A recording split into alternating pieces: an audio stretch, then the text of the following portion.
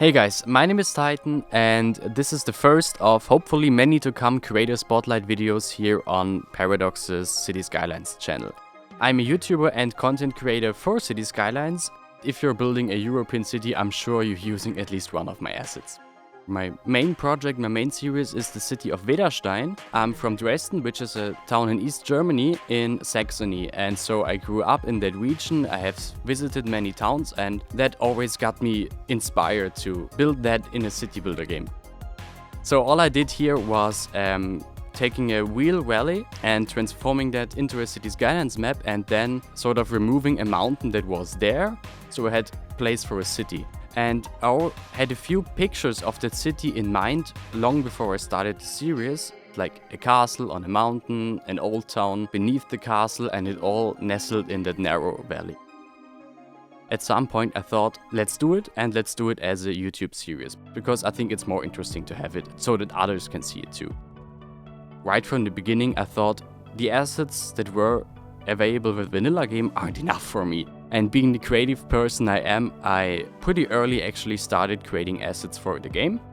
So the biggest one is the Hartenfels Castle, which is a pretty nice Renaissance palace, and right when I visited that castle for the first time I thought, I want to make that. I want to have that in the game. I had that specific picture in mind with that specific castle in that specific valley. All of the assets I make are real-world assets. The smallest growable, that is just like some village house maybe, to the biggest cathedral, every house is an original building. I'm not like that sophisticated in a topic that I can create a Baroque facade or a Renaissance facade out of nowhere.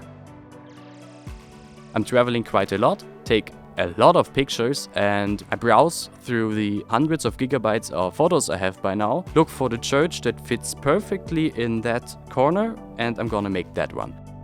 But that again then also is the reason that episodes tend to take a bit longer for me, because I'm actually creating the assets for the series. Just to give a time frame, that Hartenfels Castle I mentioned, I think 200-300 hours is a reasonable time frame for that. A simple building like some Baroque growable I made recently, I'm so used to the tools, to the style of the building, to the materials, to the way the texture has to be developed, that I can make such a small building in 1 or 2 days and it's fine. The task that takes the longest is actually bringing it into the game. Many creators go after a certain city or after a certain region. Many cities don't really look organic. They don't look like a real functioning city, because they build cities after the principle, oh, I want to use that building here, or maybe I want to use that building there. Many cities look more like different projects crammed into each other. Realistic cities on the other side are usually that you have an old town core that has old buildings and the main landmarks of the city, then you have something that encloses that, be it an old city wall, be it a river. Then you have huge districts of industrialization age housing, which is mostly the same style of houses all around the old town core. Of course, it's not everyone's approach to build a realistic city, but that's some tips I can give. That's also what I made a tutorial video for Paradox about, to explain and show how realistic cities are developed and how they look, so that it looks more authentic and not like different projects crammed into a city. So when I'm building all these buildings, I'm putting quite a lot of research.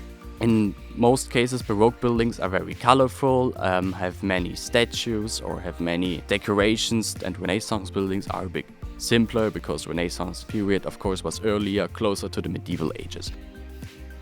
And it's very hard for me to decide what is my favorite asset. Of course, I prefer the assets I recently made, because it's a constant learning process.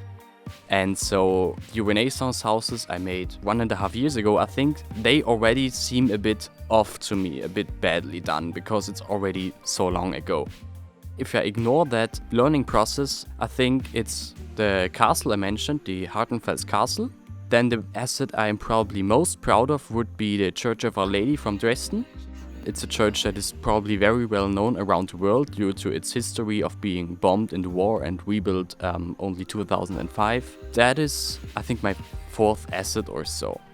looking back what I achieved back then with my little knowledge I had about texturing and model making, I think that's maybe not my favorite asset because I haven't used it in years literally, but probably the one I'm looking back most proud of.